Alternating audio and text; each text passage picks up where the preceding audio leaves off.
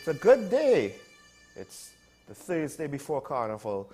And one could argue most people now are more concerned about that, whether it is traditional mass or whether it is what some people might term modern mass.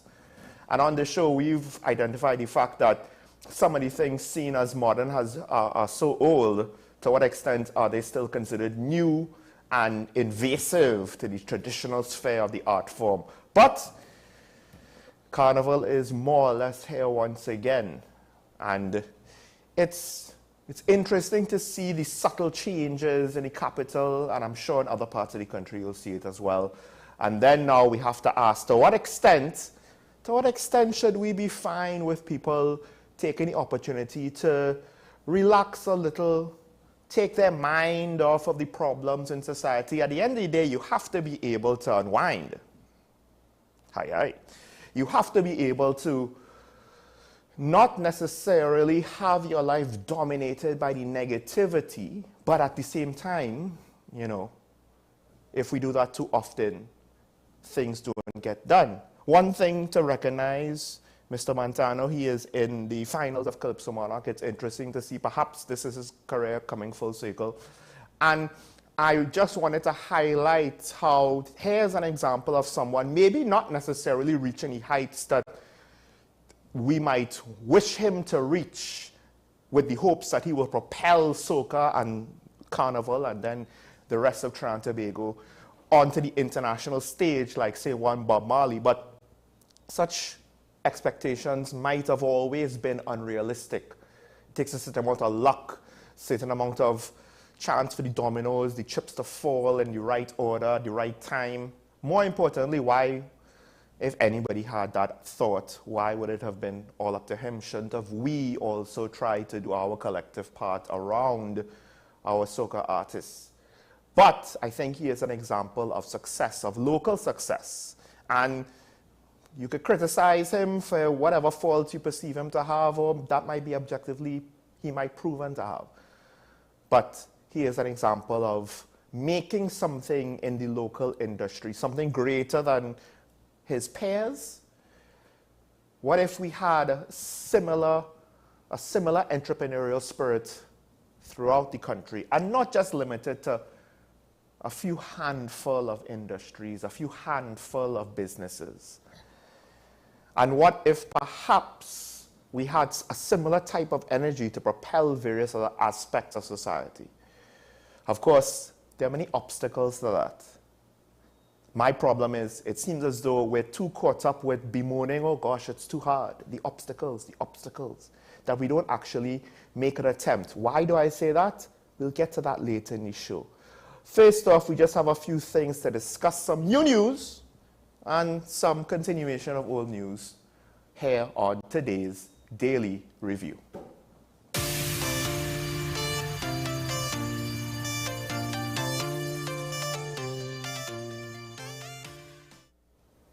And, well, first thing that I wanted to mention is the fact that the FUL situation, that more or less looks as though it's going to court. Now, it's interesting that it's being framed that it's the commissioner's stance.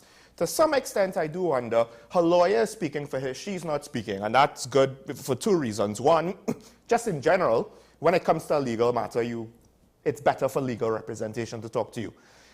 Despite the fact that disregarding the fact that the commissioner is really poor speaking for herself. So that alone would have been case for her to have someone represent her stance. Now, do I agree with her legal counsel? Well, technically no. To me, as a non-lawyer, as a layman, I want to see this go to court so that a judge could decide this and hopefully give us a good explanation as to what the law should be, the interpretation of the law, etc., etc. Because, and this is interesting, because the legal counsel for the commissioner, she's pointing to the fact that Ms. Alfonso, one of the stakeholders, right? She's the wife of, and to some extent one of the stakeholders on the side opposing the current stance of the commissioner. The commissioner's legal counsel has a good point. First of all, it's not necessarily the commissioner's stance per se, it's the law.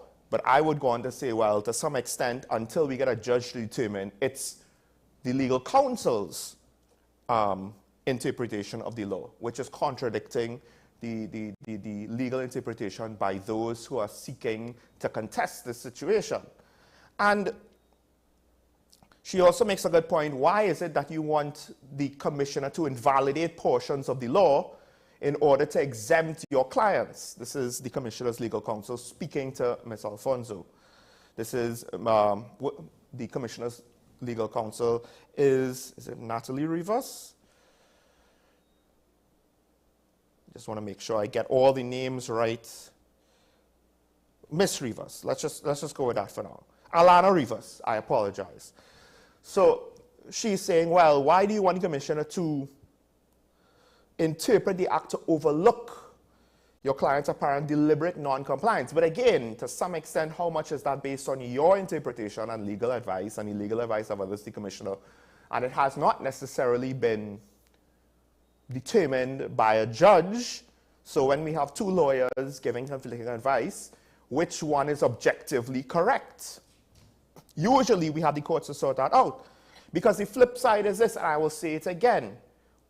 To some extent, are you saying that all of this needs to be done by April, I think it's April the 1st, all of the tests and certificates and medical certificates and the applications need to be processed by April the 1st, when in the Joint Select Committee, the TTPS admitted they only were able to process 100 new applications last year out of 25,000, which includes a backlog to some extent.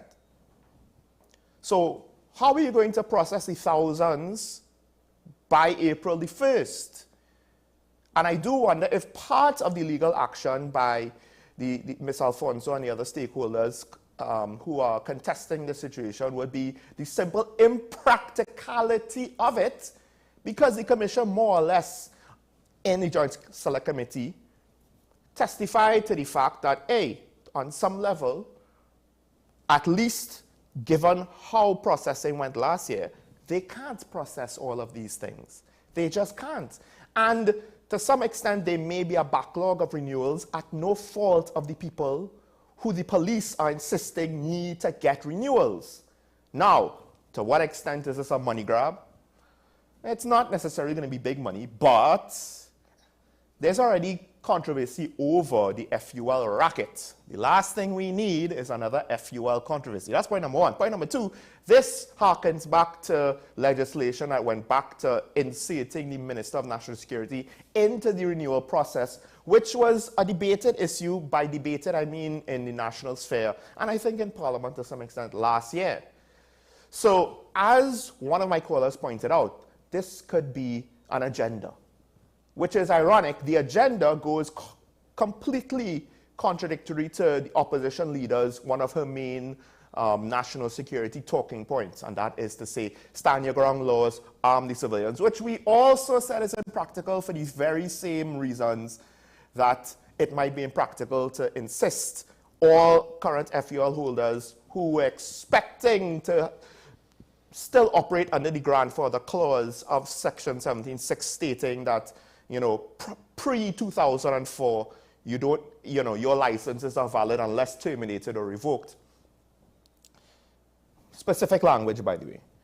It goes against the opposition leader's stance, and I do wonder if the agenda, I don't necessarily think this is the commissioner's agenda. To some extent, we do have to ask, does the commissioner even have an agenda? Or is the agenda being unofficially dictated to? Usually, again, this will not be the only time, the first time, this is not the only country, this is not unique to Trinidad and Tobago. There's always a chance that the politicians will be making insistences informally to the commissioner. And is she strong enough to say no?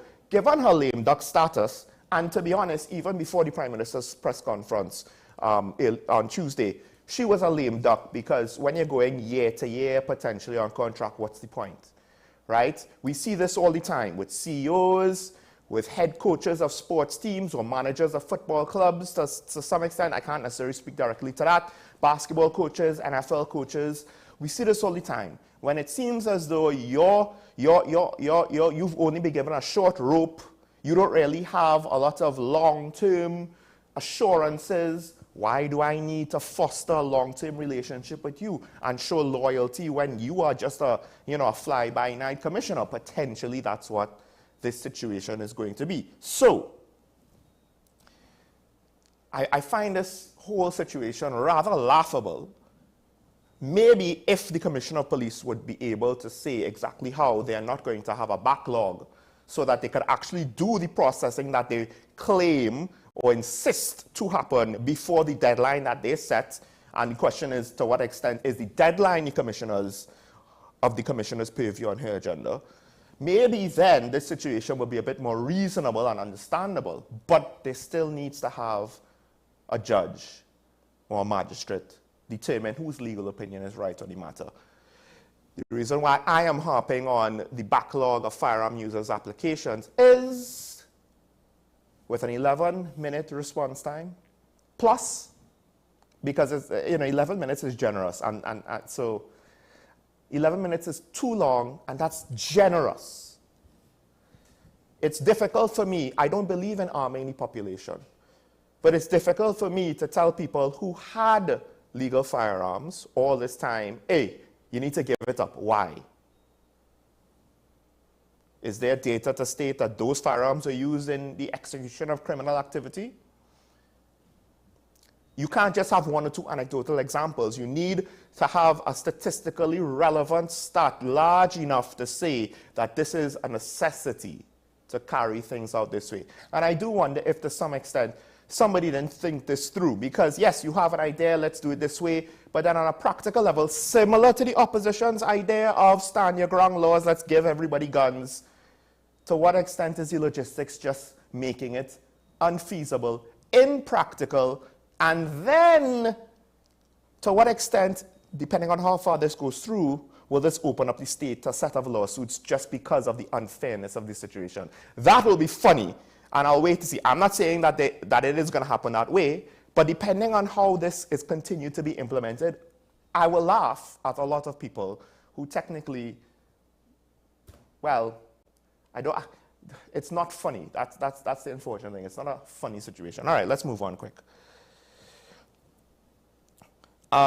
This is something that I have not necessarily spoken about. I think I might have mentioned this earlier. It's something that my co-host is a bit more familiar with, and he's pointed it out, at least off air with me. We may have mentioned it on air, but the judiciary has basically acknowledged the fact that probate matters take far too long. And here's the problem.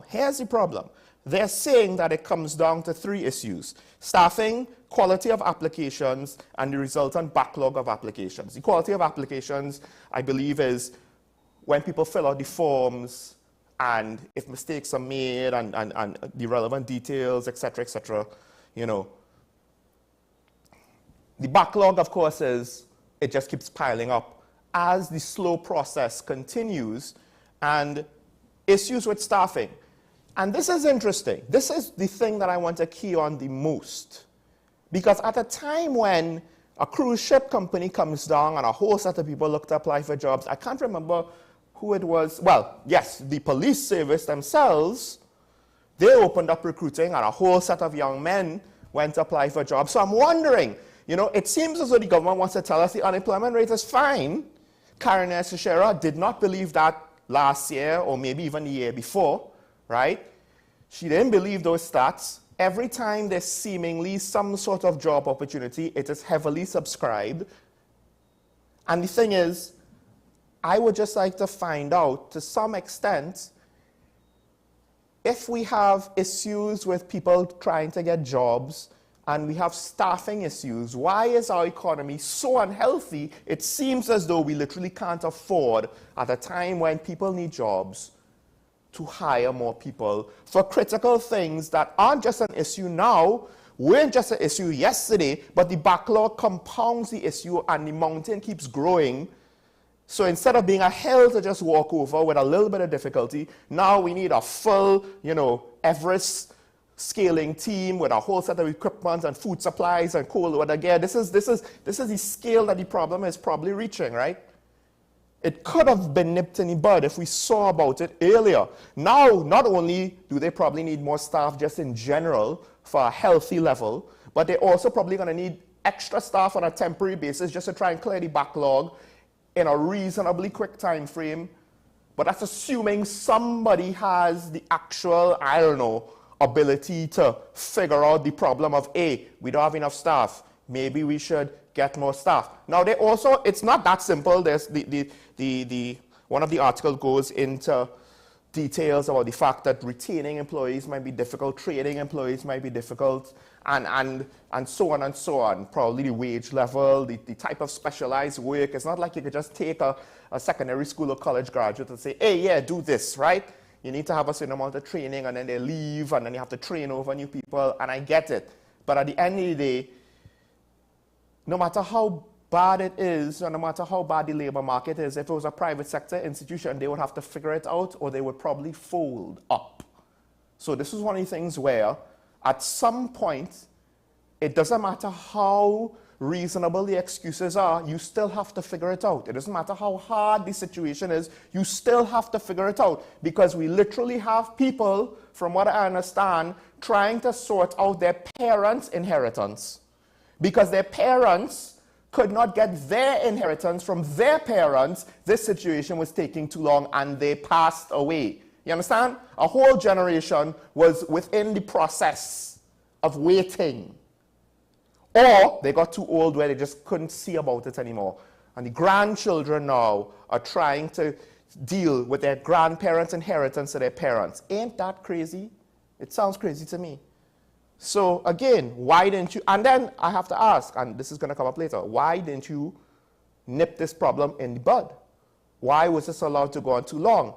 What we need to understand is the government did have a vision for the last 8 years, and it was cost control. They just didn't want to tell us that.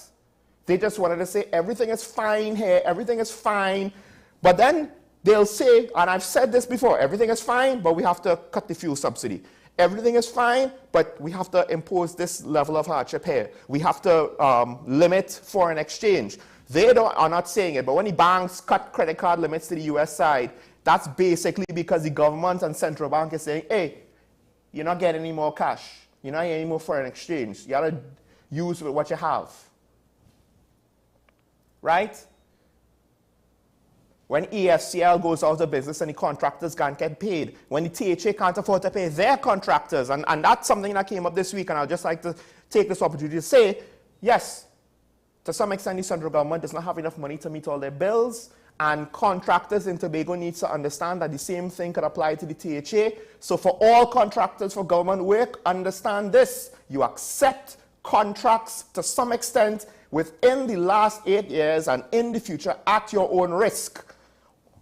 Apparently, potentially, only certain people are guaranteed to get paid off if they have contracts. How that is determined, I leave that up to you. I leave that up to you, viewer. All right, quick with the last two stories. First, cement prices went up. TCL, this is the 4th year where there's an increase in cement prices, and essentially, the government has responded to this. I believe it's the Ministry of Trade and Industry. They are looking to remove or suspend the quota on cement imports, and they will have a registration system for cement. It's increased, cement increased by 6.63 for Premium Plus and 7.69 for Eco Cement by TCL, the only manufacturer. The government, they're in it's kind of a double-edged sword situation. TCL apparently is also an exporter, so as well as a major employer, so they don't want TCL to fold. But the ministry is also aware of the fact twofold. One, there are contracts, including contracts by the government, which are ongoing, and they need to ensure a supply as well as a reasonably price supply of cement for those ongoing contracts. Large government contracts could be, within the millions of dollars. With this raise in price in cement, not under 10%, but it could constitute millions, tens of millions of dollars for a whole host of government contracts. the suitability of those contracts we'll just put aside at the moment. They exist. And then there's also the private sector that the government does have to consider, because depending on some cases, the cost increase for contracts already signed might have to be absorbed by the contractors. And a lot of people take it for granted, yeah, big business or businessmen, you know, they don't have any consideration for them until those businesses close down and then the employees are out of a job. We always have to remember that. There is no such thing as too big to fail. Those companies that are considered that big, they get bailouts because the fallout of them folding up could be devastating to a country's economy. And the construction sector is one of the bigger chunks of the private sector, one could say. So I understand the situation and hopefully it's sorted out. Now, moving on to the last story, the United States Transportation Security Administration, TSA, they have donated 4 explosive trace detection machines. Apparently, they're not very big. They're about $50,000 US each. I don't necessarily know to what extent is this an indicator, perhaps, that we have something to worry about. Probably not. This could be, for once, somebody, and the Senate will say, well, of course, it's the US authorities, not local authorities, looking towards the future and providing a capability, even though we might not necessarily need it now. It's good to have it because you don't want something to happen with regards to explosives to find out, oh, we didn't have any measures in place to guard against it.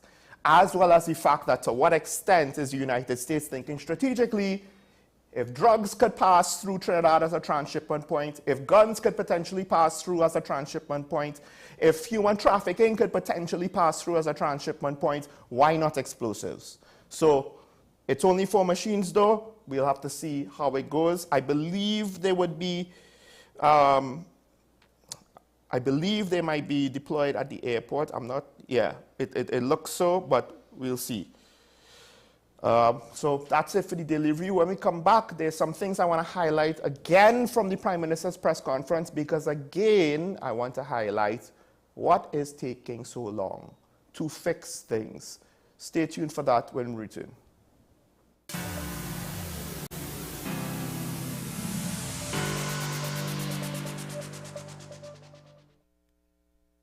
Like many others trying to save on Carnival, Gabby thought she should go for 50% off makeup. What about the other side? Well, Daisy 50% off offer. So you know. No makeup artist we don't know. What we do know is the savviest savings for Carnival are at KFC. Get a Jab Jab box, 1-piece chicken, 1 regular fries, and a biscuit for only $25. FanZone, your reliable, authentic supplier, has just gotten better. You can now visit our website www.fanzonett.com for your authentic wear and collectibles. The only place where you can use both your Visa debit and credit cards. Visit our website fanzonett.com to make your purchase today.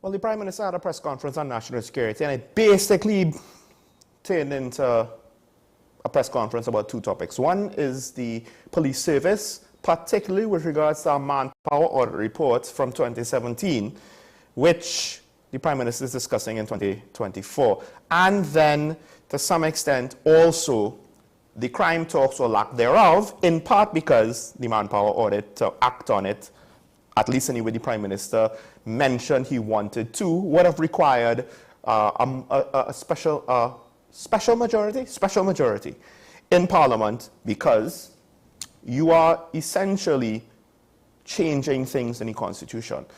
Of course, I advise people to watch the whole press conference yourself, but particularly the question and answer segment where there were some interesting exchanges between reporters and the Prime Minister.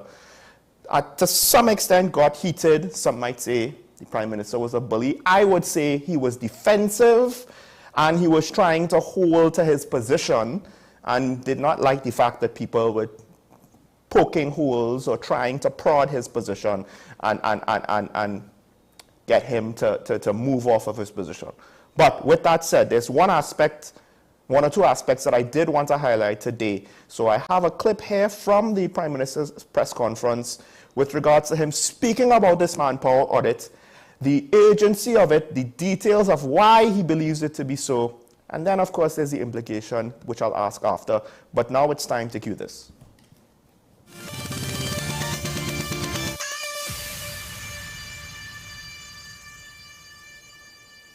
The Trinidad and Tobago Police Service is in a very troubled and wounded state. When asked what they thought of the Trinidad and Tobago Police Service, whether it is satisfactorily organized to deal effectively with crime, over half, which is 54% of the officers, said very unsatisfactory or unsatisfactory. It's estimated that a daily average of 1,400 officers are on patrol or outside duty in the country, 1,400 officers. This is where we have an establishment of 7,500, and usually that establishment is in the order of about 6,800. But of that, the actual breakdown of police on patrol in a situation where the communities are under pressure with violence, only about 1,400 are on patrol. And if you go further, you may very well find that that patrol is large in the daytime, that 1,400. It may be less than 500 at night time, which is when the criminals are on the move. The reform of the Trinidad and Tobago Police Service has to be treated as an emergency situation through collective, non-partisan will for such to be effected in a sustainable manner. The degree of attention which the Trinidad and Tobago Police long required has not been forthcoming as it ought to be. Now, this is October 2017. Officers were asked what level of confidence they thought the public had in the Trinidad and Tobago Police Service. 47% said very low. 35% said low. So that's 82% of the police officers think that the public has a very low view of and confidence in the police service. And 14% said no confidence at all. 82 plus 14 is how much? That is 96%. 96% felt that the police service could not command the confidence of the population. Despite the fact that all officers do not commit misconduct, there's a sufficient number of such persons in the police service to cause public alarm. Police misconduct and corruption seriously weaken and subvert the Trinidad and Tobago police manpower strength. 40% of all ranks and ages believe that the police service has very much corruption. Some officers have been on suspension for 7, 11, or even 15 years. And they found that 307 officers were on suspension for misconduct out of a force of about just over 6,000. Item 27 said recently there's an obvious attempt to tackle delinquent and criminal conduct in the Trinidad and Tobago Police Service. However, while the decrease in offences in itself may be encouraging, given the need to build public confidence in the police and the behaviour standard expected of officers, the figures in 2015 are in themselves not satisfactory. There is a disciplinary system. The disciplinary system seems to be in utter disrepair, partly due to high level of bureaucracy involved. There's a recommendation, item 40, Roman 5, and it says, a strong and efficient oversight body and a stable, well-governed and high-performing police service should be top of the reform agenda.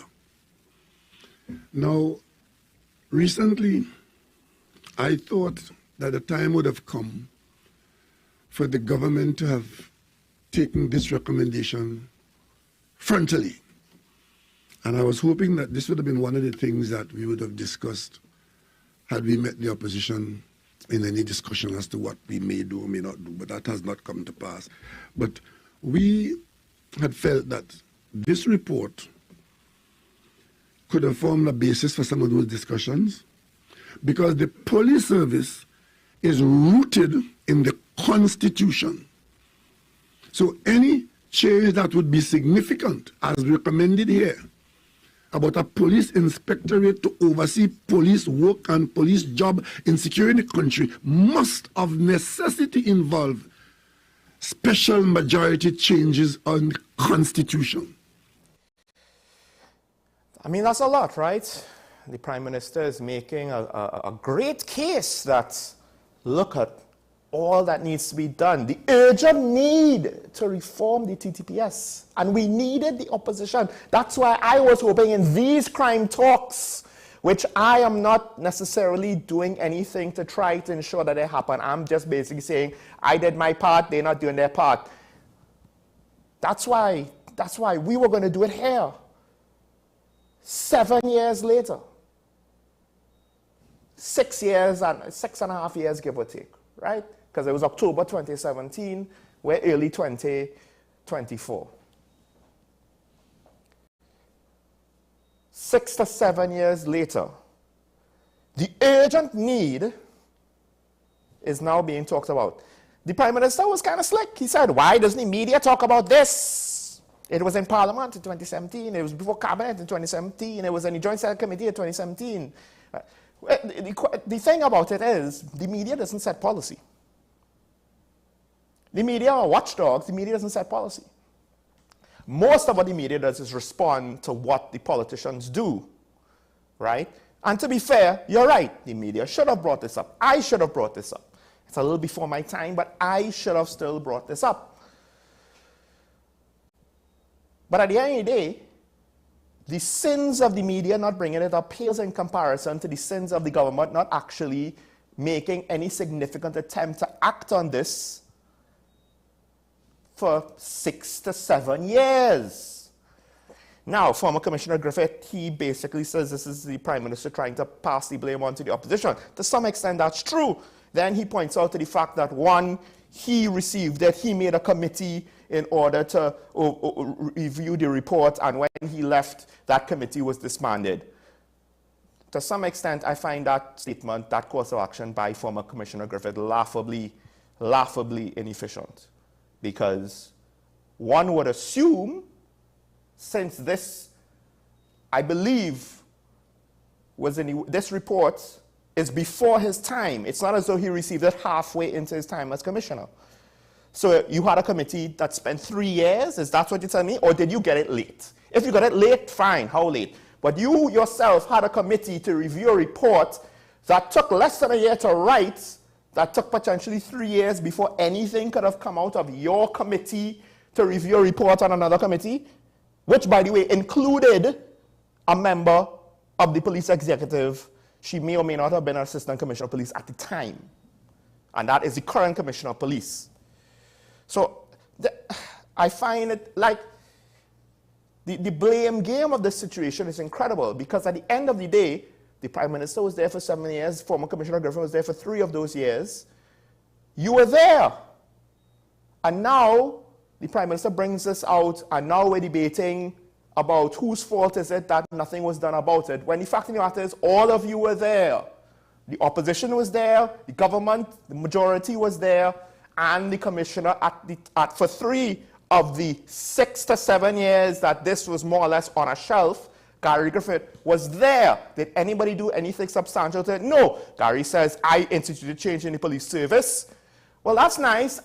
However, I remember 2 suspects falling out of a chair, dying, and causing the entire SWAT team at that time to be put under investigation. And I think the head of the SWAT had to be replaced. And he was arrested. And we wait to see how that trial unfolds. He is still innocent until proven guilty. But I would just say, Mr. Griffith, that is not the sign of you reforming the police service in any significant way that we can be satisfied that such work began during your time. Far from it. Why did it take 6 to 7 years to now bring this up? Because the fact of the matter is, think about what the government does. Now, I've been told that the government goes in with bills, right, versions of it that could pass with a special majority vote, which will be effective, and then because of the lack of opposition support, they water it down to simple majority. But to what extent am I saying that should be acceptable? Because we're not talking about basic things. We're talking about gambling legislation, procurement legislation, things that deal with the heart of the law and order in our society, the anti-gang bill. To some extent now, if the government was better at both communication and public relations, better with their messaging, they would have been hammering home to the fact that the opposition is not helping them from the start. They would have been making an issue from the start. It seems as though this manpower audit report, the Prime Minister sat on it. He knew that this was the reason that the crime situation was getting bad.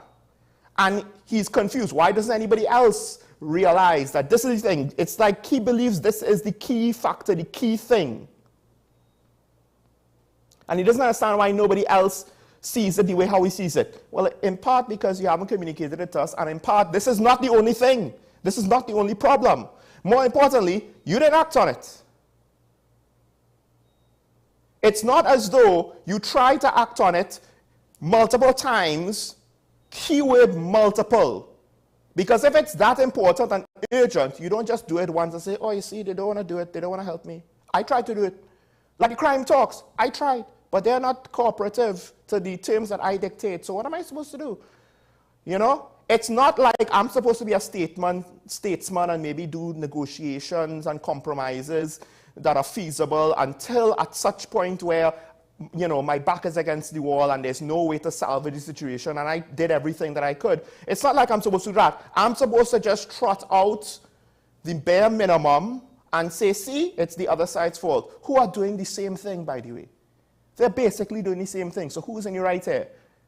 I don't think either party is in the right. But more importantly, if you want to be in the right, if you want to be seen as genuine in your statements, I said it yesterday, the key is who is willing to compromise and put in the work, right? And it's not about the popularity contest and what they want and they like, but about getting it done.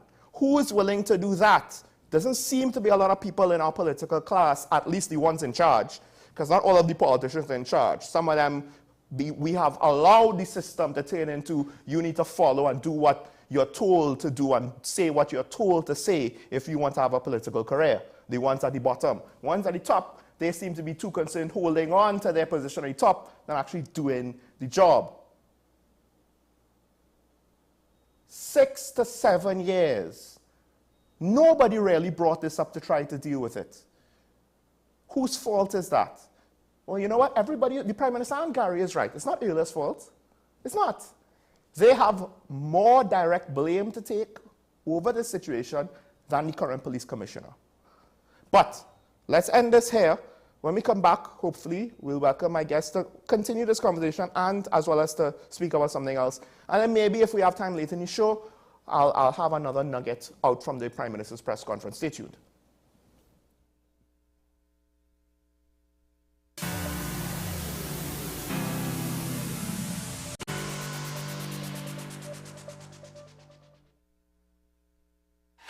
FanZone, your reliable, authentic supplier, has just gotten better. You can now visit our website www.fanzonett.com for your authentic wear and collectibles. The only place where you can use both your Visa debit and credit cards. Visit our website fanzonett.com to make your purchase today. Take some time for yourself or spend some time with the family at Sandy Point Village Hotel. Enjoy our various studio and suite apartments, self-contained with their own kitchenettes and Wi-Fi. We also have our famous 100-foot swimming pool and our beachfront restaurant, The Steak and Lobster Grill. And our location in Crown Point puts us near the center of activity from the nylon pool to the local nightlife. Call us and make your reservations at 639-8533, 389-2378 or email us at sandypointvillagehotel@gmail.com. My name is Carl Media. I am the founder and the host of Ever Increasing Voice Ministries. Join me every Saturday and Sunday on WESN, this powerful station, at 9 a.m. on Saturdays, 1 p.m. and 7 p.m. nightly. Also on Sundays, I'll be on at 7 a.m., 1 p.m. and 7 p.m. at night time. When you come here, we are getting people heavenly ready.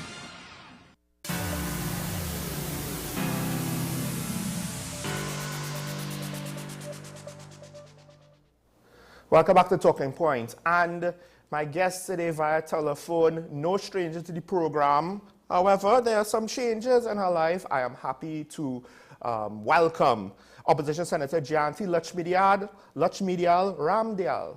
Good morning, Senator. Hi, good morning. How are you? I'm good. I'm good. Congratulations. I know it's been a long time since we've had a chance to speak, and of course, Happy New Year. And thank you very much. I'm so sorry I'm sounding so hoarse, but Sahara, that's killing me. Well, I mean, it's the carnival season, and of course, there are things going around. Hopefully, you know, it's just a little yeah, a little bug I picked up. I don't know, nothing but too serious. It's just is really bad. I think you know, people who suffer with their sinuses and so on, we're really having a hard time. Yes, Sahara dust. Now, yeah. Of course, crime is an ongoing situation, might become the issue for the upcoming elections. And I want to start off there with you. This whole situation now, the Prime Minister, he had a lot to say. I'll just start it off by saying this. A lot of what he had to say, I'm kind of confused why is he saying it now and he didn't say it 6 years ago. Yeah, there's a lot that's now being said. There's also a lack of responsibility being accepted, I think, by the government. And, you know, it's a blame game. And I think that, you know, I really see this government failing on crime, and I also feel like they are grasping at straws. They believe somehow that they can give, you know, bits and pieces of information. They can be very reactionary, and that will sort of just quell the situation. I think they depend on distractions and so on to get away from having to take actual responsibility and deal with or giving real details of any solid plan that they may have to deal with the crime situation. Well, I mean, it seems as though they don't have a plan. I think their only real overarching plan for the last 8 years was cost control. But we're seeing things like crime fighting be placed on the sacrificial altar when nothing's actually being done about problems they've identified 6 years ago. With regards to the current police commissioner and her performance, could you give us your opinion on how that went at the Joint Select Committee? You know, I think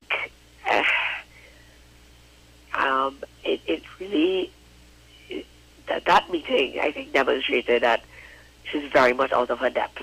And I think that there was, you know, for what struck me most is that there were basic pieces of information that we asked for. that had to be provided based on, or that couldn't be given off the top of her head and that sort of thing. And I felt like she didn't come to the meeting very prepared. That was the first thing. Secondly, I didn't get a sense that there were two things that I gathered from the commission meeting. One was that they missed their targets, and the plan was that they were going to lower the targets so that they wouldn't look so bad. And also the only thing that because if you miss a target, to me it's understood that you want to have a sort of, sit down on a strategic planning exercise or some sort of post-mortem exercise that would, identify what caused you to fall short. There was only one thing that came out from that entire conversation between all of the members of the committee and the commissioner, and that was that they wanted more support from the public. And I'm very sorry to say, I don't see that happening. I don't see the public becoming more active participants in this fight against crime in terms of providing information to the police and so on, because there simply isn't enough trust and confidence in the police from members of the public. And beyond that, I didn't hear any real identifiable cause or corrective action. So I didn't feel very hopeful coming out of that meeting in terms of the DPS being able to, improve on their performance this year. And the Prime Minister himself revealed that back in 2017, 96% of the 500 officers surveyed by the auditors more or less said that the public either has low confidence, very low confidence, or no confidence in the police service. That's point number one. Point number two, some of the candidates up for consideration for Commissioner of Police couldn't even pass the polygraph test. Apparently only 3 of the candidates did. Ayla was one of the few that was able to pass the polygraph. Is there any hope of any immediate term, I don't want to say solutions, but actions? Like, part of it is, I don't even know if we have a senior police officer's executive staff that we could even have confidence in. The police service doesn't have confidence in themselves, it seems. Yeah, look at this issue of the promotions. I mean, when we questioned the officers about that, you realize that they basically scrambled and messed up an Excel spreadsheet, and that resulted in officers being promoted who shouldn't have been promoted and so on. What does that say? How do the regular rank and file of the GDPS have confidence in their own leadership when things like that happen? And then to make it, to make it even worse, I feel as though we ought to be moving into an era where policing is more scientific based. It's more heavily reliant on forensics. It's more heavily reliant on technology and those sort of things. And we have, the management of the organization basically can't use Microsoft Excel correctly and screwing up a simple HR exercise. Mm-hmm. I mean, what does that tell us? How does that inspire confidence? So there really is a lack of trust and confidence, and even as said from amongst themselves, I believe officers in the TTPN are very disgruntled. It's just, I don't know what is the solution right now, except perhaps some sort of an overhaul in leadership, or maybe even more strategic direction coming from the Ministry of National Security, perhaps some interventions in that respect. Because as much as the TTPS is an independent organization, they have to work hand in hand, and there must be policy directive coming out of the Ministry and the National Security Council. And I think that some of those policy directives, like some of the investments needed, something as simple as the body cameras. We mentioned that at the meeting. We have been asking for quite some time about the amount of body cameras, how many have been purchased, what is the position with them using it, and so on. And one member questioned the commissioner about what is being done with people just refusing to wear the body cameras and so on. And the answers were very wishy-washy. And that really Now, how do you expect to build confidence in your organization, and then you are identifying the major problem you have as public confidence, but you're not doing anything to correct it? Those things have to come as as direct policy interventions from the ministry, I believe, and the discipline, the enforcement of policies and so on. That has to be something that the executive of the TTPS has to take very seriously. And the Prime Minister again revealed back in 2017, the report also mentioned that the disciplinary system was in utter disrepair. So this is not supposed to be news to the National Security Council at the very least.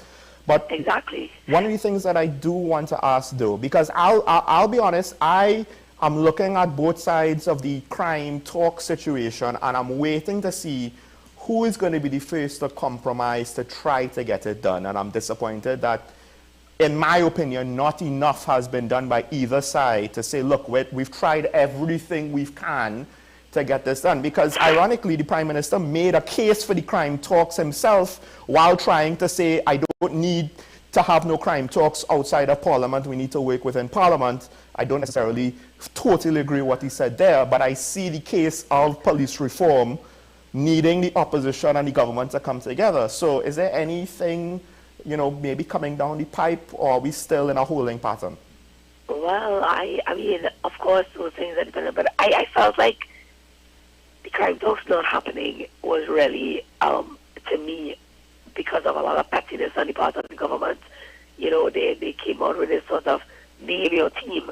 And don't forget that the team that they named didn't even include the Prime Minister, which I found to be quite alarming. This crime is undoubtedly the single biggest issue facing the country right now. And if the Prime Minister could not find the time to sit down and have that discussion, then, that doesn't say, it doesn't reflect well on him. So that's one. But two, there were certain things that the opposition simply asked for in writing. And, the Prime Minister was very dismissive. I thought he was very petty. He talked about, they write me a 7-page long letter, on a platform. He went to discuss it and so on. I found that I was very petty. I found that it was very unbecoming of a Prime Minister who is serious about having a discussion about a very serious matter. And I thought that he should make it happen. At the end of the day, the government's responsibility is to run the country, right? That's the famous, we are in charge now. Well, you are in charge. And if you need the help of the opposition to tackle a serious matter in the Parliament, then come to us and have a discussion with us. That's one. But two, I don't believe that simply saying you don't need public crime talks, but you need to, sit down and work in the Parliament is I don't think that that's true. I think that from what I've seen at our public crime meetings, it provides, it really provides an avenue and an opportunity for the public to have their say and to raise issues that are very pertinent and for everyone, politicians and the media and everybody to understand some of the challenges that people are facing out there when it comes to the crime situation. Well, Senator, as we're wrapping up, we were also supposed to touch on energy. Of course, one of the big things coming out is the fact that the United States is looking at Venezuela's upcoming elections this year, and there are indications that the conditions for the lifting of sanctions are not being met, and potentially sanctions might be reimposed. Meanwhile, we are somewhat relying on Venezuelan natural gas because we don't necessarily have those deals with Guyana, and there's no other regional partner to make use of our infrastructure. Your thoughts? Oh, well, I mean, it was very, it was almost like a premonition, because the week before the announcement came from the United States, we wrapped up a debate in the Senate asking a motion, a private member's motion brought by Senator Waitmer, asking the government to provide further details. And, I raised specifically the agreement arrived at in October with Venezuela, which resulted in the lifting of the sanctions and allowing us to make payments and so on. And all of the conditions, and I question whether or not those conditions were being met, because Venezuela subsequently decided not to even recognize the preliminary, the primary elections where Maria Machado had emerged as the opposition leader. They are simply not recognizing the opposition. They are simply I think about people who are arrested, who are aligned to the opposition, and all of these things. So the possibility of free and fair elections in Venezuela were looking very bleak at that time. And we asked the government, what is the plan? Because we are pegging all our hopes to this dragon gas deal. And, the government likes to, again, they depend on rhetoric. So the government, the opposition, the UNC wants us to fail. That is the furthest thing from the truth. We know that this deal is essential for the economic well-being of Trinidad and Tobago. And it is because of that that we ask questions. And I would have liked to think that the government, having full knowledge that elections that if they don't have free and fair elections in Venezuela, and all of the other conditions are not met, then that can seriously impact this deal, that they would have been having a closer look at that, and they would have been doing more or putting safety measures in place and having a backup plan, or at least, addressing their minds to what ought to be done, rather than being simply dismissive. And now we are finding, and again, because of the importance of this deal, there is a great need for transparency and accountability. What the opposition discovered is that there are terms and conditions of this deal being published in the Gazette of Venezuela for the public, and we are gathering information about the deal through the Venezuelan Gazette. And when we ask questions here, we're being told it's an NDA. This government has hidden behind NDAs when it comes to a lot of things in the energy sector, and it really is, to me, the wrong approach to take. Well, Senator, we're more or less out of time, but I want to thank you for joining me, despite the fact that, your allergies, the Saradus is hitting you particularly hard this morning, but still, yes, it was good to hear from you again. All right, and we'll do it again soon. Thank you very much, and thanks for having me. You too, Senator. Stay safe, have a good carnival. Folks, you too. Folks, we take a break for news on the hour now, and then when we return, we'll open the phone line. Stay tuned.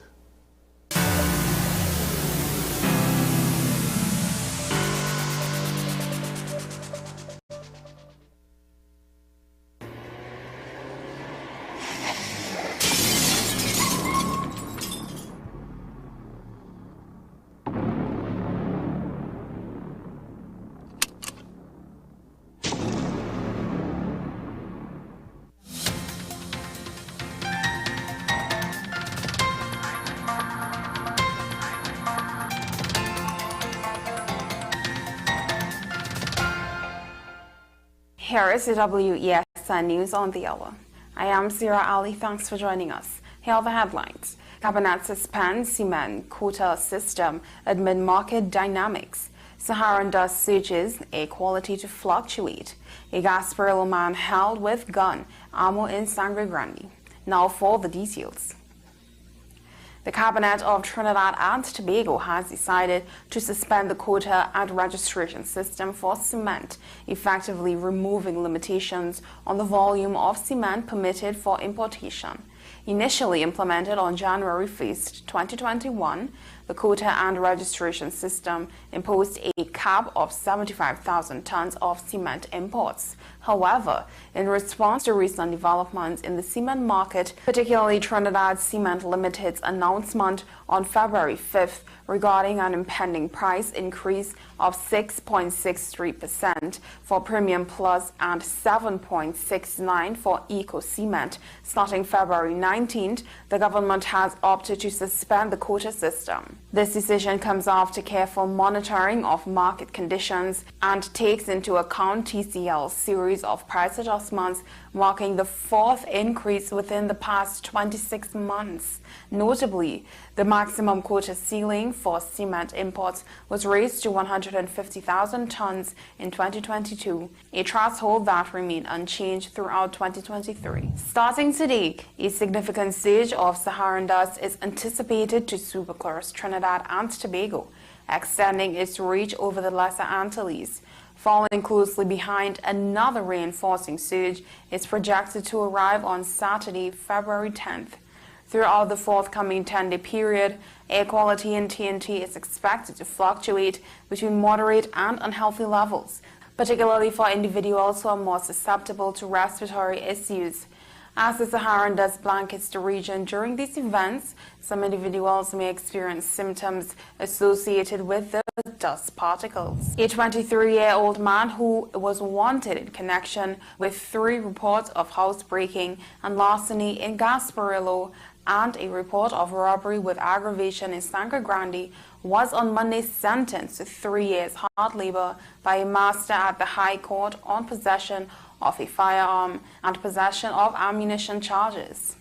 Brandon Thompson, 23, aka Smalls, of Cotton Hill Road No. 3, Bonaventure Village, Mayo, Gasparillo, was initially held during a crime suppression exercise by officers of the Eastern Division Task Force on January 28th, where he was found to be in possession of a .9mm pistol with 6 rounds of 9mm ammunition.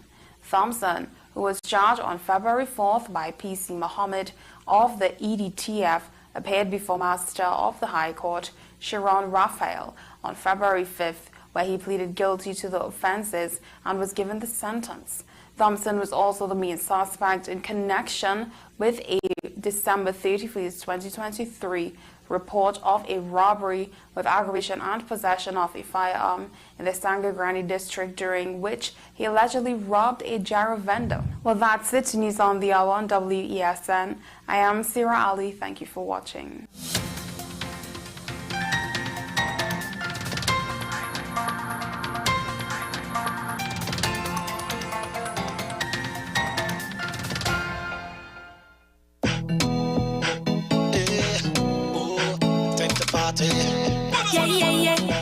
Boss lady, it's 2024 and you're still accepting drinks from random strangers? Nah! Drinking smart to avoid any chance of date rape, so drink smart to be safe this carnival. We love to drink,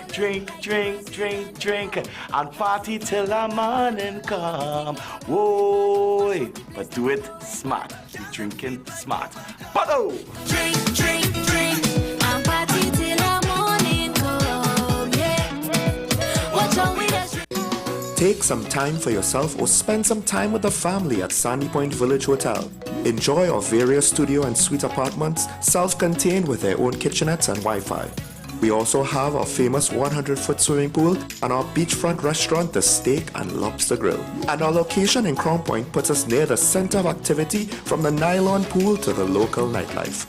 Call us and make your reservations at 639-8533, 389-2378, or email us at sandypointvillagehotel@gmail.com.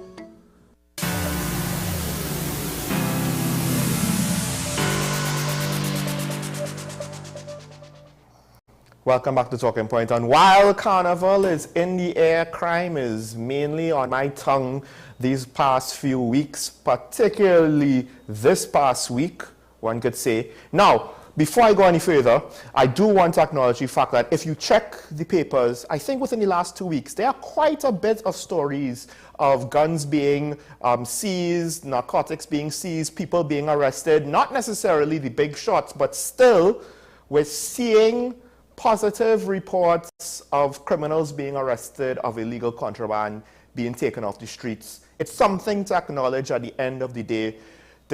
Always remember, despite all of the criticisms are in reality mainly the result of the actions of a few, and there is hopefully a majority, or at least a significant minority of people within the public service, within the police service, within whichever special purpose company of government, ministry, etc., who are actually keeping the system from collapsing, keeping things going, propping it up by their efforts. We should always try to acknowledge and remember them, and not just say the entire service is bad with a broad brush, as was pointed out by the Prime Minister in his reading of the audit report. Now, one of the things, just before we open the phone lines, I do want to play another clip of some of the things that the Prime Minister said. This is more to do with the Commissioner again and retaining her. But to some extent, I do wonder, does he have much of a choice in the matter? What do I mean by that? Well, I'll get to that after this. You would have seen our colleagues who now somehow would like to resign from their vote. Because when the current commissioner, when her name came, and incidentally, I think she was one of the few who had passed the polygraph test. When her name came up in the parliament, recommended by the Police Service Commission, she got the support of all 41 members of parliament. We were all taking a chance on the recommendation of the Police Service Commission.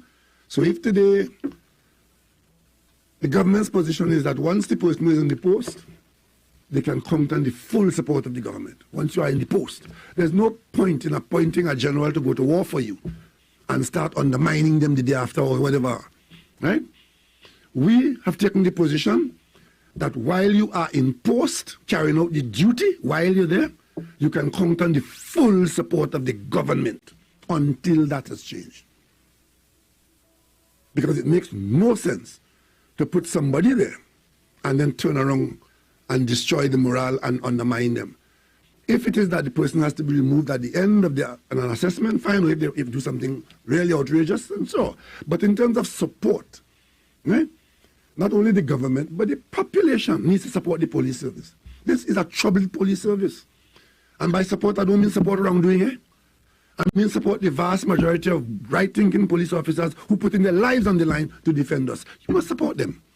And by the same token, we must eradicate the others who are unsuitable. And that is why the current arrangements, while we took note of the comment in the audit report that putting in 1,000 officers, many of them were SRPs of dubious quality. When we started, we are making a deliberate attempt for proper screening and selecting people of a higher quality and greater commitment going into the police academy at this point in time. They're making an attempt now to select higher quality. Why didn't they do that 6 years ago? I do believe that the police have been intaking recruits, you know, I would assume every year. Maybe I'm wrong. It would be funny if they don't, but I would assume to some extent they do every year or every other year, or however, whatever the time frame is. Why did they wait until now? A question I asked before the break, before the interview. The thing is, the Prime Minister started off this clip saying, well, it seems as though the opposition, you know, they want to change their position, change their vote. Well, need I remind the Prime Minister the government all supported Guy Griffith's confirmation until at such time when they regretted that decision. Remember, he was the worst mistake, the worst commissioner that they have appointed, right? And fair enough, depending on how things work out within the courts, evidence presented, court matters adjourned, it might be proven to be true to some degree, but it hasn't been proven yet, for better or worse. But the opposition supported, all 41 parliamentarians supported earlier with Christopher. I understand that. The thing is, a lack of performance after you confirmed, usually it takes longer, but apparently in Trinidad and Tobago, you know, we like to prove to the people that either appoint us or vote us in. We want to prove to the public, hey, within a year, we could have enough controversies where our selection could be questioned in a significant way. It happened with, I would say, multiple government ministers for me personally, but that predates talking point, so I haven't gone on the record with that, except with regards to the ferry fiasco, which I thought was one of the worst fiascos of a starting government that I have seen. But then, to some extent, to a lesser degree, the current THA administration did it, the current police commissioner has done it, the current president did it, but she slightly redeemed herself, in my personal opinion, slightly. And maybe in the long run, it will work out for her, showing to us, hey, I can't be objective, and I can't take this mostly ceremonial, but not completely ceremonial role seriously. But here's the thing with the post of police commissioner. Usually, when somebody like that under contract gets sacked, it's because public pressure is so high that the politicians cannot ignore it. And basically, they go to the official, it could be a police commissioner, it could be the head of a special papers company, whatever, and they say, listen, they will lynch me if I don't fire you. So it does not matter, I need to fire you. And for the most part, you know, in a normal society, that will be kind of understood. You cannot fight against things when it reaches that point.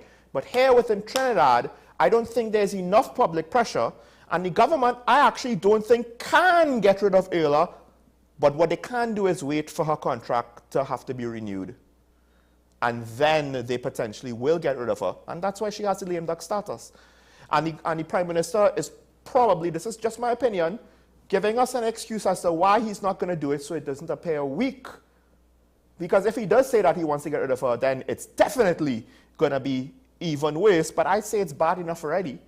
What's the point of spending political capital to try to salvage a situation that is potentially unsalvageable? We have a call on the line from San Fernando. So, of course, we formally open up the phone lines now. Good morning, caller. You're on the air. Morning, Sean. Morning. You know, you ever heard the term, I'm sure you've heard the term hiding in plain sight. You know, I watched that press conference, and you mentioned something this morning about those with bomb detection devices. Mm-hmm. What worries me, and what worried me, the Prime Minister had a press conference, and he came and they talked about this crime situation. And the reporters never zoomed in, the journalists and they never zoomed in on the fact that the Prime Minister had to go to the United States, and in my opinion, he was summoned to speak to the CIA and the FBI. Mm-hmm. Sean, this is not something light, you know. Mm-hmm. Mm-hmm. The fact that the Prime Minister has to go to the U.S. to speak to the CIA and the FBI, it is a worrying situation as far as I'm concerned. And we need to zoom in on this because there's something, as I tell Karen sometimes, something's going on behind the curtain that we don't know about. Mm-hmm. But it is serious. Have a good day. Thank you, caller. And you're not the first person to say that. And at the end of the day, I do believe, whether we agree with it or not, whether we like it or not, the whole thing about vetted units, I think, is because of things said from the US, from up north. I do believe that. And I question, to some extent, did somebody basically say, hey, don't bother bringing Hines and don't bring your commissioner of police, because that's a waste of time. Or we don't want to talk to them. Or we don't have a good perception of them. I do wonder, right? Because at the end of the day, bet you a year's salary, the person on the CIA desk for the Caribbean who's dealing with Trinidad and Tobago, part of their analysis of Trinidad and Tobago would be the effectiveness and efficiency of our public officials. And if they don't want to waste time, they'll just say it up front. We don't want to waste time. Don't bother with them. Just don't bother. And you know what? It might be wrong when you get into the actual details behind the scenes, but it's not our fault that in front of the scenes, the public-facing side of things looks so bad, right? So, but I do actually expect that intelligence agencies who have any interest in Trinidad and Tobago would have taken a deeper dive in the various players within the national security system of the country, and they would have formulated an opinion on them, for better or worse. I mean, the whole concept of the commissioner being a lame duck commissioner, what's the point? She's at retirement age, she's not necessarily popular, and she doesn't seem to be particularly effective. What would be the reason to have her continue on after me? I don't think it's reasonable, but who knows? Except, and this goes back to what, and I asked this question, why did they not do anything about this manpower audit for the last 6 years to 7 years? Because when you can say that out of all your candidates that you have, only a few of them could even pass a polygraph test, think about that.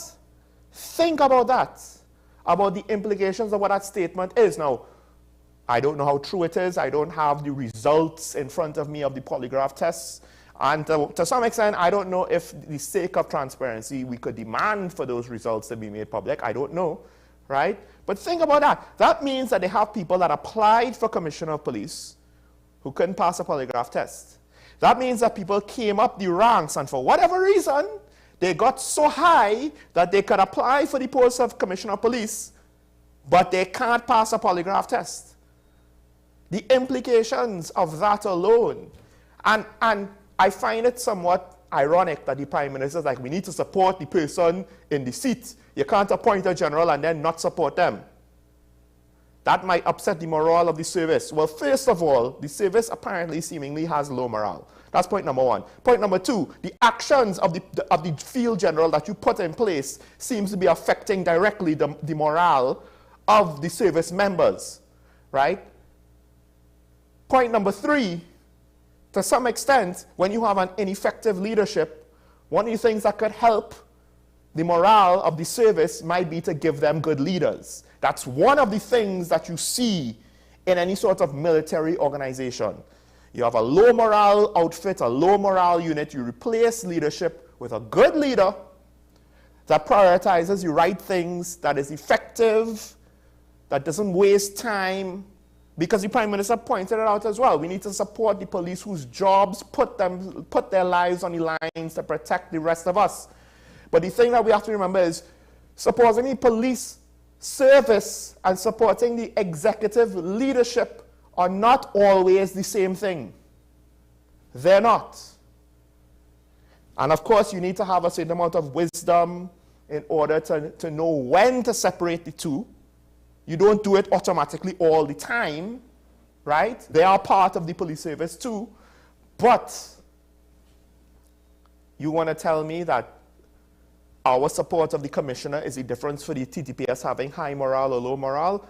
We're well past that point. We have Digger Martin on the line. Good morning, you're on here. Morning, caller.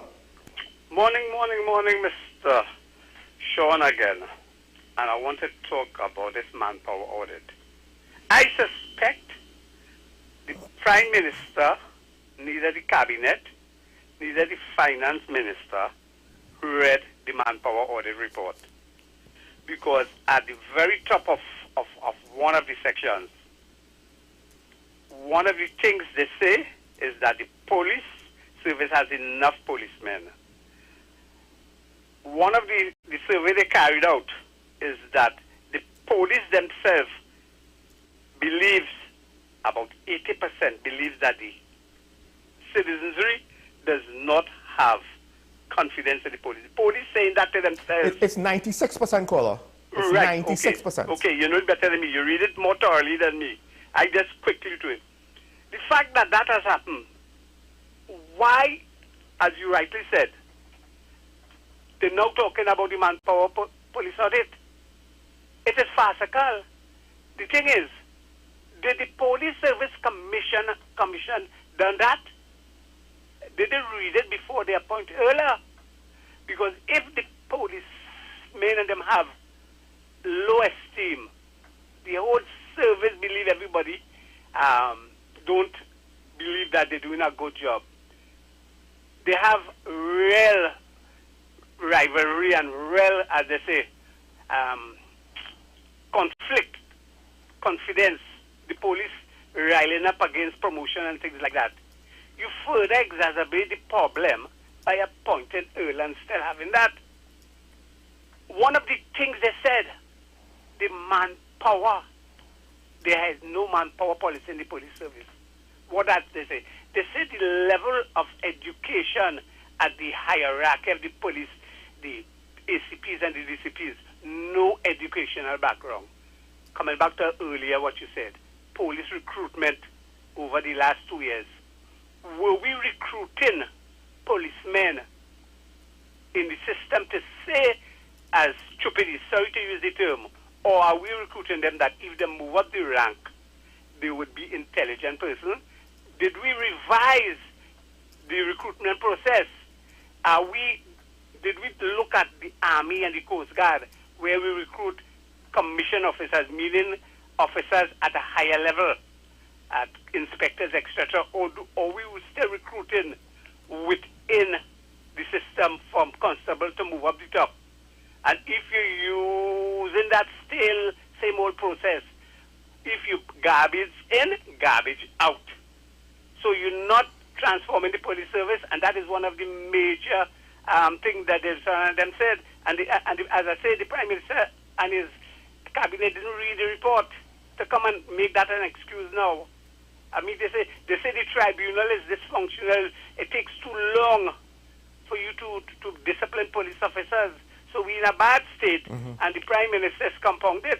I don't believe you want to fire her now, because you could say that is a worse degree, a worse decision. Sorry to use that word, than when you fire Griffith. I'll go and have a nice morning. Thank you, caller.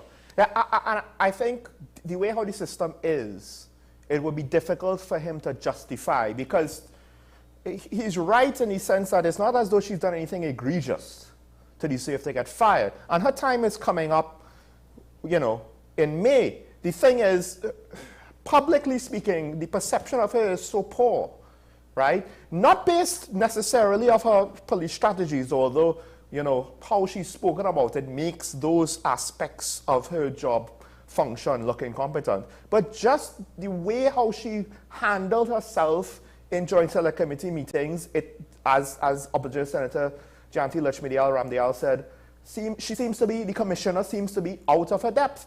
Now, not only do I think that because of our culture, the Prime Minister does not have a good capacity or reason to just fire her out of hand, right? Because now we come to the part where the industrial court might actually work against us one way or the other. And they will judge it based on industrial court rules and not on the greater good based on the crime situation in the country and what the public wants the elected politicians to do because labor laws, etc., etc. All right, fine. Let her stay until May. I don't know if that's feasible because crime causes people to die. Sometimes the courts might be willing to admit that the situation might be more complex than just a normal industrial relation situation. But I don't know how that will unfold. I would have to see it to know. I don't know, right? I couldn't even begin to speculate what that would look like. So don't even think that I'm making any assumptions about the situation. I'm just putting forward potential lines of thought.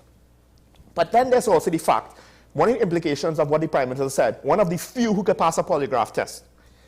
It seems as though there's an implication that at least out of the very senior ranks of the police service, there are no good candidates for Commissioner of Police. And this could be because, as you pointed out, caller, this situation has festered for so long that the rot has been allowed to continue, and what we have at the top is just not good enough. It's just not good enough. I mean, at the end of the day, I greatly appreciate the differences of McDonald Jacobs to Earlier Christopher and what he brought to the table. Was what he brought to the table good enough? Maybe not, but I do think that there were good things that he brought to the table, right? Might not have been good enough to deal with the enormity of the problem that we find ourselves in, but to some extent, to what extent he was hamstrung by the cost-cutting administration. That's their only plan. That's literally their only plan. If you look at all of their budgets, what do economists say? There seems to be no vision. There seems to be no direction. No, there is. It's about cost control. Mariano Brown pointed it out himself, right? So, are there any good candidates? I don't know. Maybe they will have to go lower down into the ranks in order to find good candidates. Now, here's the thing. A lot of the candidates who are screened, apparently, they do have academic accomplishments and credentials and certificates and diplomas and degrees, etc., masters, blah, blah, blah, blah, blah, blah.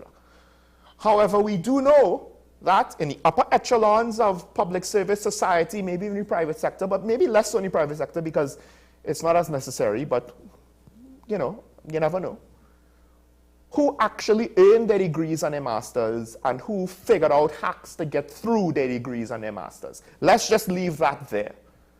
And then there are people who do go through the process legitimately, but while they might have the paper in their hand, are they more skilled?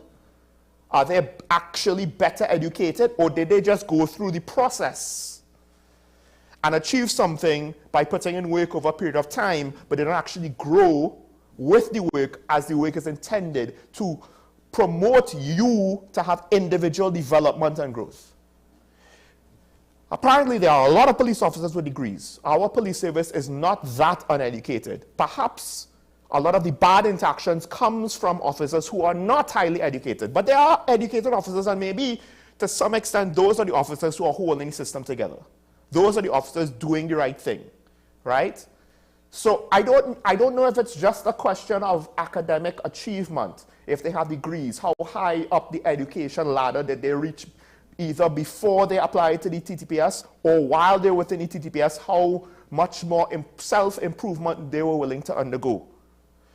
Because at the end of the day, it seems as though, not just in the police, but within the public service, I have to bring up the question, to what extent do people go through the motions, collect the paper, they themselves have not actually improved themselves, they just have a thing that says they're supposed to be good, they're not actually good.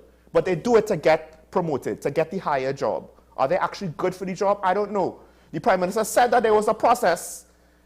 I'm not entirely sure if he confirmed that there was an interview part of the process. I have a hard time believing that this unprepared commissioner went through an interview and legit aced that interview.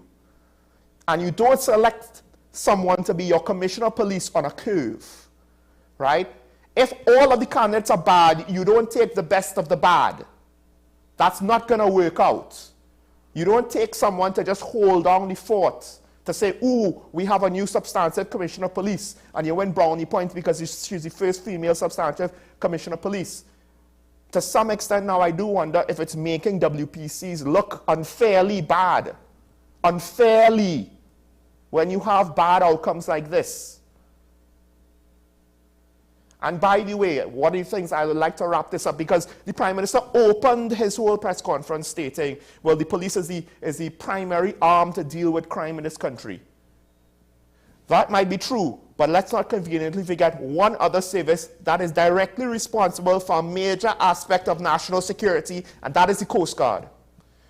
The Defense Force kind of gets away with their inefficiencies or their issues because, to some extent, involving them into crime fighting is a controversial thing for me, something that should be done on a limited basis and on a careful basis, so that's fine. But the Coast Guard patrols the coast.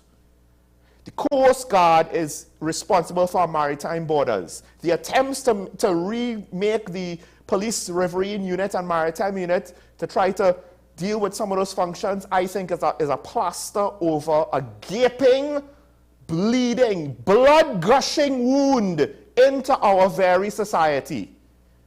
And it seems as though no one is willing to actually do anything about all of the lifeblood of the nation leaking out of this deficiency. Because there are disciplinary problems in the TTPS. We have seen some of those things, anecdotal things, on social media. We have heard the stories, or in some cases, we have seen it firsthand. Like I have seen good police, I've seen bad police.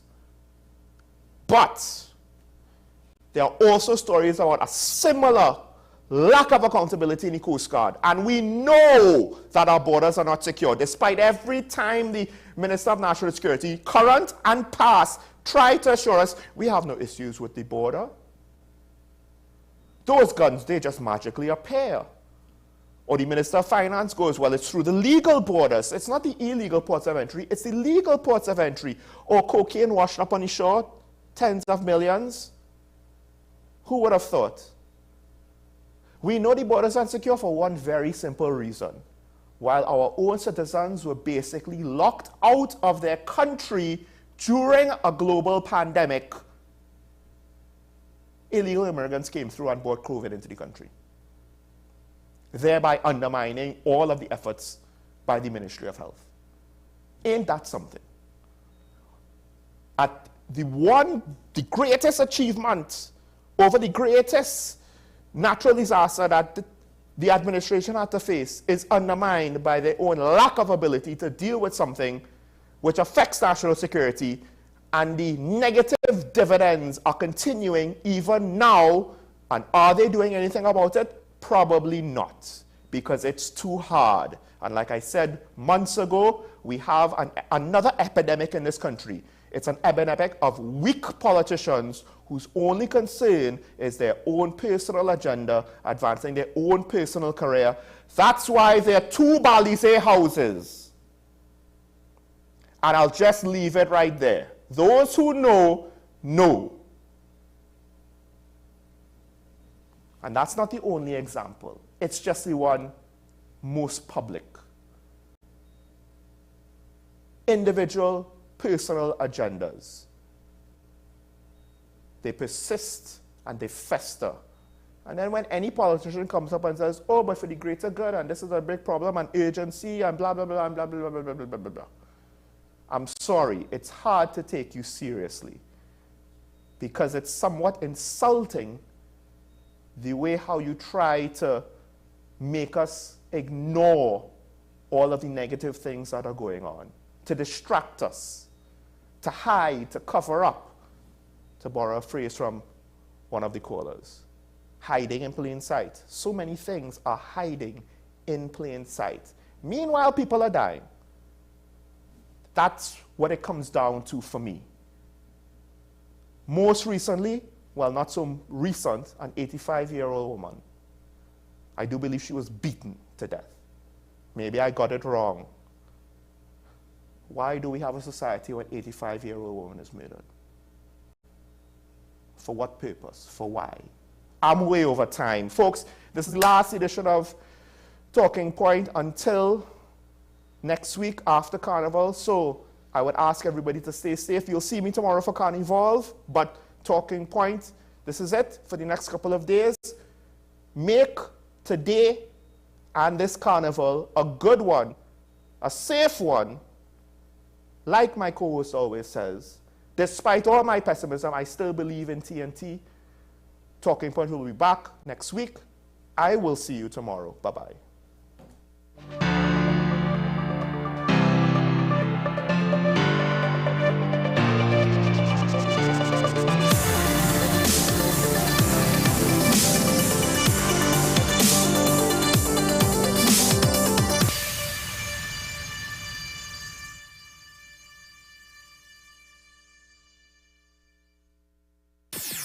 WESN.